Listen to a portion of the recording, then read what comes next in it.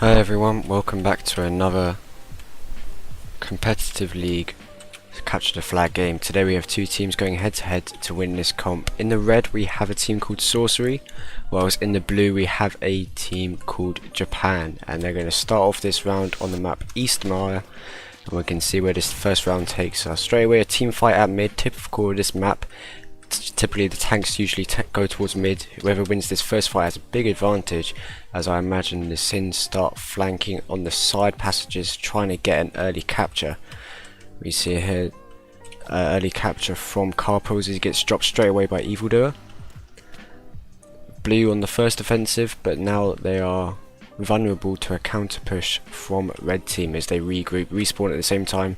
They push through. Smokebomb's going to try and pressure the blues assassin twitching underscore. He gets some good hits straight away. He's got to be careful not to get too many backstabs.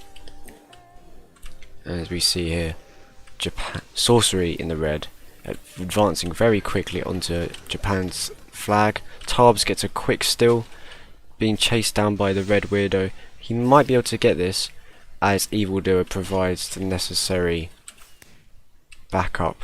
Can Bedclothes make a quick comeback? No. The first capture goes to Sorcery in the red. We see here in the kill feed, Sorcery are dominating the kills, to be honest. They've got quite a lot. Melina, I believe that's Cyrus's account, getting some good picks there with his power axe. He's probably Cleave, I imagine, as the Cleave Knights are quite meta in this game mode. And Tarbs yet again goes in for another kill. Will Blue be able to salvage this? Smokebomb's going to try and stall as long as he can so he gets into a good enough position. A good shield smash by the red weirdo, giving him a chance to get back, but to no avail. Sorcery get a second capture in quite quick succession. This looks very promising. A great start from Sorcery against Japan in this first round. Smokebomb lags out. Tarbs comes in with that takedown. When you take down an assassin, that's pretty much game over, to be honest, unless they have evade. But even then, it's pretty much dead. And we see twitching here, getting the red's flag. Nobody's on him at all.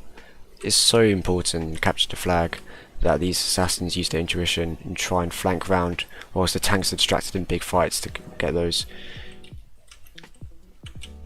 Evildoer tries to salvage it. It looks like both teams have each other's flags at the moment. Twitching is probably going to get that unless Evildoer can pick him off here. This is a very pivotal fight here.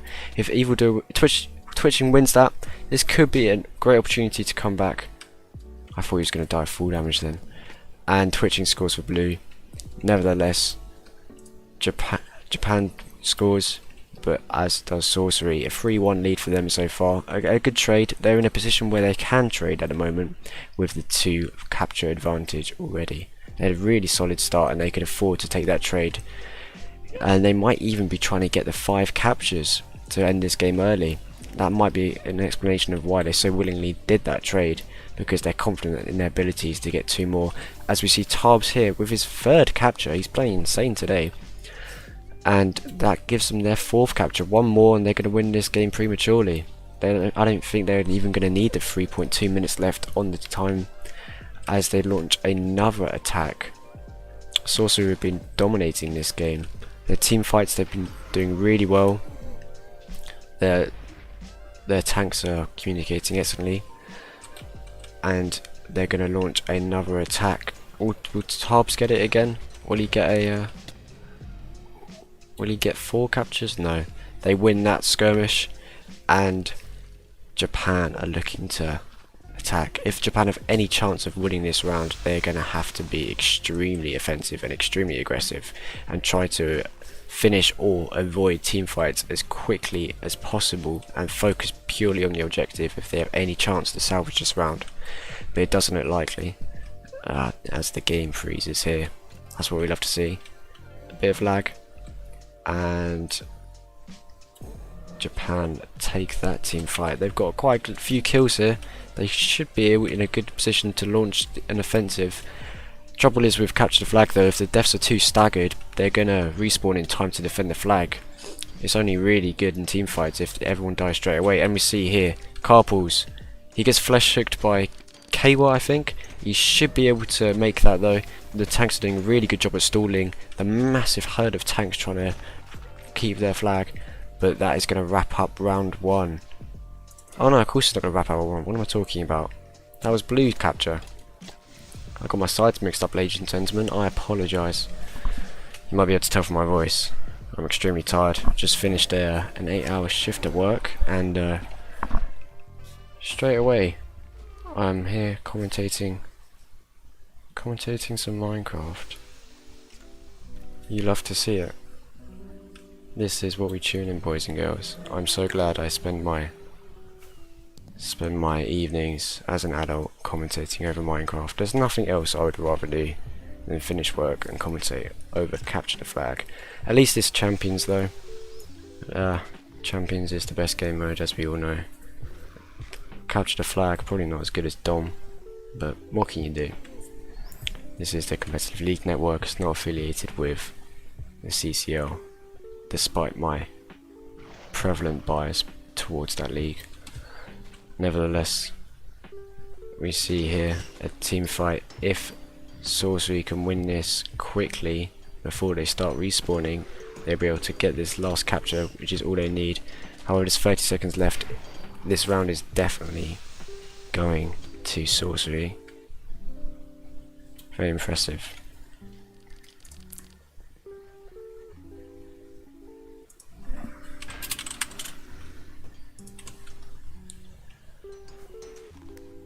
A bit of lag here, and that's the first round going to Sorcery. Congratulations to them, as I just changed the scoreboard here. Round 1, Sorcery.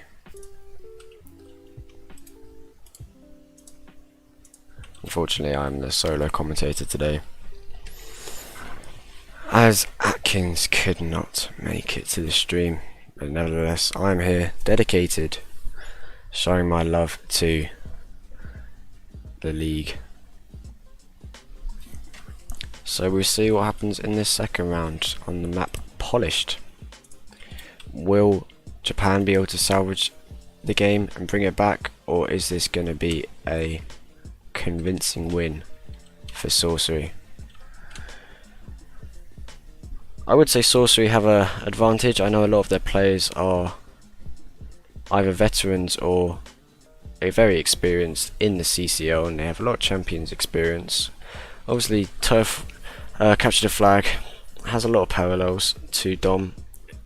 Same kits, so any experience you have in Champions game modes does pay dividends, but it's a lot more linear of a game mode, whereas Dom has its more complexities, I would say, but still an equal amount of skill and strategy goes behind both.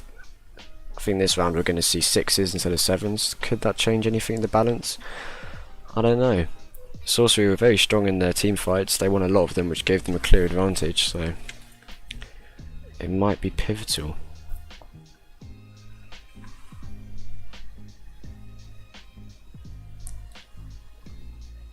Let me just check if the stream is working fine. Hopefully it is. Yeah, it's all working good. Ah, Bo MC in the chat. How you doing, Bo? It's been a long time. Thank you for the comment. Any predictions in the chat right now, boys and girls? Who do you think's got it? I personally do believe that Sorcery, with such a convincing first start, should take this game. And nevertheless, it's never over till it's over. I think that's a Rocky quote. Shout out Rocky. Shout out Sylvester Stallone. That's a good film. Not Rocky 5 though. Rocky 5 is an awful film. Really bad. I don't recommend watching that. Creed's good as well. Creed 1 and 2. That's a good film. Michael B. Jordan. Pretty sexy man. Although, he's got really chubby cheeks, which I don't quite get. Like, girls always say, Michael B. Jordan is so sexy, but then he looks like he's got two, like, gumballs in each cheek and they're really puffed out. He hasn't got the jawline. But what can you do? He's probably up there, one of the most good-looking actors at the moment. I don't know who he is. Probably Chris Hemsworth. He's a pretty good-looking guy. Who's the hottest actress though? Probably Margot Robbie. or Alexander Daddario. She's pretty hot. If you ever seen True Detective, you know what I'm talking about. That one scene. Watched that quite a few times. Anyway, I'm digressing slightly. Easy to do when I'm the solo commentator. Just waiting for the second round to start.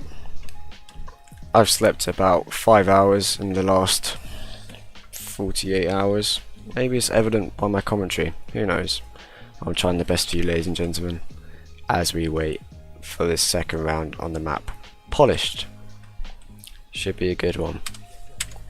Should be good indeed.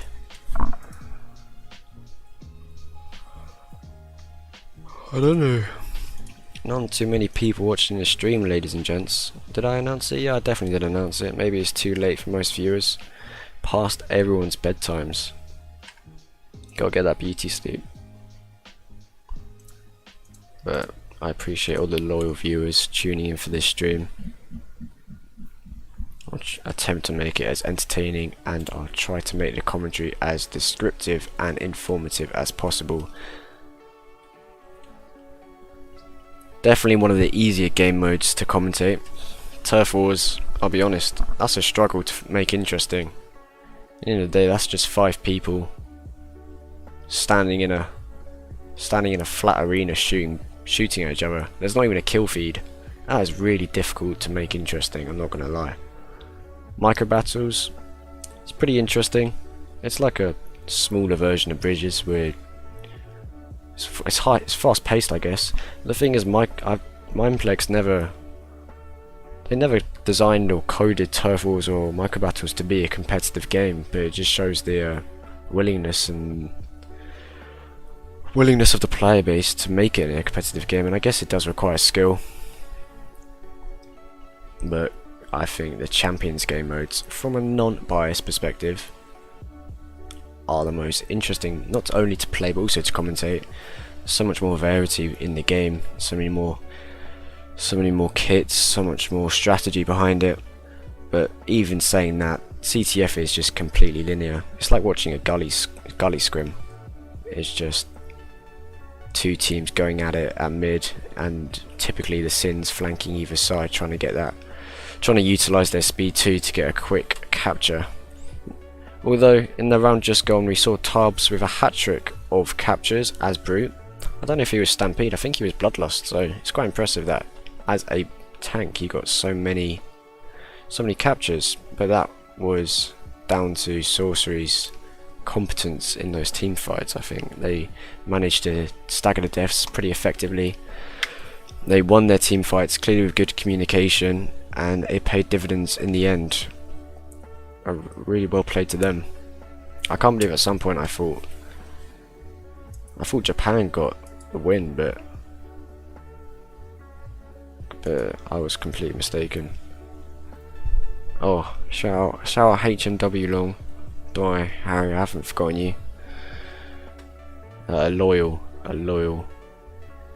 viewer, even though he doesn't even play Minecraft. He just tunes in for these succulent tones, and who can blame him? Who can blame him indeed? Let me see here. Still waiting. Looks like Japan are down a player. They only have 5 queued. It's a pretty laggy lobby. Evidently, Mindplex need to go to Minecon and ask Captain Sparkles how much RAM they need for their Minecraft server. If you get that quote, you're a veteran Minecrafter. How much RAM do you need for your dedicated Minecraft server? That's what Mindplex need to know, because this server is going downhill. Hypixel have a complete monopoly over Minecraft servers at the moment. It's pretty sad. I mean, Dom is just not what it used to be. I know I keep going back to Dom. I know this is CTF Scrim, but I've had 5 years experience in Dom, and I have a slight bias towards that league. But it's sad. I mean, Mindplex and Hypixel, they were the top 2. They had a oligopoly. If you study economics, you know what that means. But now Hypixel have a pretty dominant monopoly, to be honest. They have tens of thousands of players at all times, whereas Mindplex sometimes struggles to get 1,000. It's pretty sad, and everyone's playing Cake Wars. They haven't been as inventive when it comes to making new minigames. and that shows by the player counts. But regardless, the competitive leagues they're still prevalent, still going by the skin of their teeth. Or teeth, there's no plural for teeth, it is teeth. Anyway, round 2 on the map Polished. I feel like this map is a lot less linear. Obviously, there's usually the typical team fight at mid at the start, where the Cleave Knights and the Bloodlust Brutes are really pivotal if they can get the good picks, and Sorcery look like they're going to take this team fight pretty well. Carpools manages 2 picks, the Sin gets 1 pick, but Sorcery win that one. Yeah, because this map is a little bit more spread out. There's more opportunity of interesting plays. The previous map, I can't remember what map it was, but the previous map is a lot more linear because it's designed to have mid fights in that small tunnel, and it's a lot larger, which decentralizes people to flanking, making interesting plays, whereas this one has 3 distinct channels and provides a lot more opportunity for tanks to make controlled flanks. As we see here, Sorcery get an early steal on Japan's flag. They drop it, unfortunately. They couldn't quite get that capture. I think last time one of the main reasons they got off to such a convincing win was because of their start. They started so positively and they got those 2 captures really early on, and it was literally impossible to lose. But Japan have got everything to prove to all the viewers at home in this second round. They get a nice team fight here. It's imperative for them that after winning the team fights, they play aggressively and go to the flag straight away. Because if they wait too much, they're all going to respawn with full soups, full health, and will be able to defend very easily. And that's going to happen here, as Sorcery easily pick off the last remaining stragglers of Japan's team. Both flags are safe, and Sorcery starts to advance. 3 mid, 2 blues spawn. Looks like they've all literally just spawned in, and there's going to be a team fight here which will be pivotal. If Sorcery manage to win this, they are going to be in for a great chance of getting a capture. A lot of it depends on the assassins as well. Those backstabs in these big team fights can be so important, and it's always good if you're a tank to focus on the Sins. Never neglect them, because the amount of backstab damage they can rack up is ridiculous.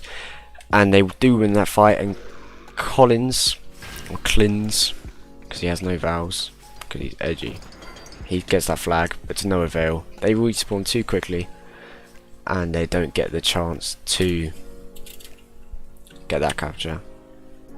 Collins doing 10 and 2. That's a great KD. He's playing extremely well.